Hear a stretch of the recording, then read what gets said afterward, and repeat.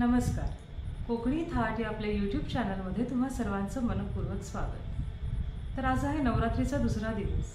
आज ज्या देवीची आपण पूजा करणार किंवा जिचं स्मरण करणार ती म्हणजे आई ब्रह्मचारिणी. तर ब्रह्मचारिणी देवी ही जी आहे ती शांतता, संयम, ममता आणि कठोर परिश्रमाचे प्रतीक आहे. लहान मुलांना अभ्यासामध्ये लक्ष केंद्रित व्हावं किंवा आईबाबांचं त्यांनी ऐकावं आणि एक सुजाण नागरिक व्हावं किंवा त्यांच्यामध्ये चांगले गुण अंगीकारले जावेत यासाठी देवी ब्रह्मचारिणीची आराधना किंवा पूजा केली जाते.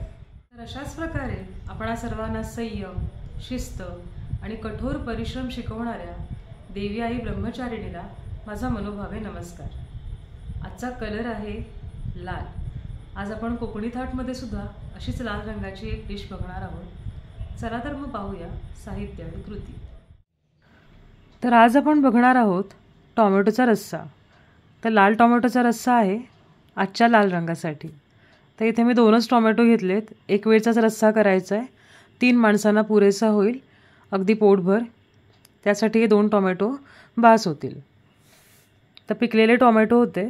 कुकरमध्ये भात लावलेला त्याच्याबरोबरच मी उकडून घेतलेले आहेत.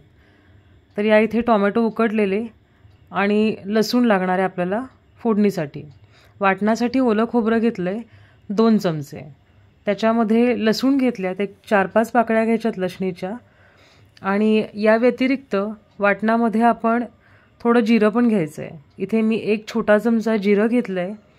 हळद घालून घेणार आहे 1/2 चमचा आणि आपल्या आवडीनुसार तिखट घालून घ्यायचं आहे. तर इथे जे मी तिखट घालते ते उंची तिखट आहे, म्हणजे चवीला तिखट आहे. याचा रंग वगैरे जास्त येत नाही. या व्यतिरिक्त बेसिक फोडणी जे आपण मोहरी जिरं लागतं ते आपल्याला लागणार आहे, ते पुढे सांगते. आधी आपण वाटण करून घेऊयात. तर वाटण करण्यासाठी मी इथे ओलं खोबरं आणि जे जिरं वगैरे घेतलेलं सगळं मिक्सरच्या भांड्यात घेते आणि याच्याबरोबरच टोमॅटोसुद्धा मी मिक्सरलाच फिरवून घेणार आहे. तर पाणी घालून नंतर व्यवस्थित अगदी गंधासारखं बारीक करून घ्यायचं आहे. आता एका कढईमध्ये मी तेल गरम व्हायला ठेवलं आहे. तेल गरम झालं की त्याच्यामध्ये 1 छोटा चमचा मोहरी तडतडवून घ्यायची अगदी व्यवस्थित. मोहरी तडतडली की अर्धा छोटा चमचा जिरं पण आपण याच्यामध्ये फुलवून घ्यायचं आहे. जिरं अगदी व्यवस्थित फुललं पाहिजे. या टोमॅटोच्या रश्श्यामध्ये जिऱ्याची चव ना खूप अप्रतिम लागते. जिरं फुललं की एक 4-5 लसूण पाकळ्या याच्यामध्ये ठेचून घालायच्या आणि एक 7-8 कढीपत्त्याची पानं. आवडत असेल तर मेथीचे एक 6-7 दाणे टाकले तरी चालतील. आणि आत्ता इथे मी रंगासाठी म्हणून तिखट घालून घेते. काश्मीरी मिरचीची पावडर आहे ही. तेलामध्ये मसाला टाकला की त्याचा रंग खूप छान येतो. आणि त्यामध्ये आपण जे गंधासारखं अगदी बारीक वाटण टाकलेलं ते घालून घेते आणि पाण्याचा एक विसळा पण मारून घेणार आहे मिक्सरला. आवडीप्रमाणे मीठ, थोडीशी साखर घालून घ्यायची आहे आणि याला एक व्यवस्थित उकळी येऊ द्यायची. किती घट्ट हवं आहे, किती पातळ हवं आहे याच्यानुसार पाण्याचं प्रमाण ठरवायचं.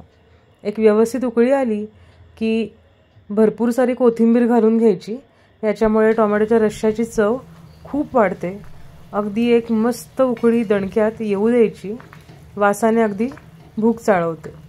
तर हा जो टोमॅटोचा रस्सा आहे नुसता खायला तर चांगला लागतोच, पण गरमागरम भाताबरोबर ना अतिशय अप्रतिम, अतिशय सुरेख चव.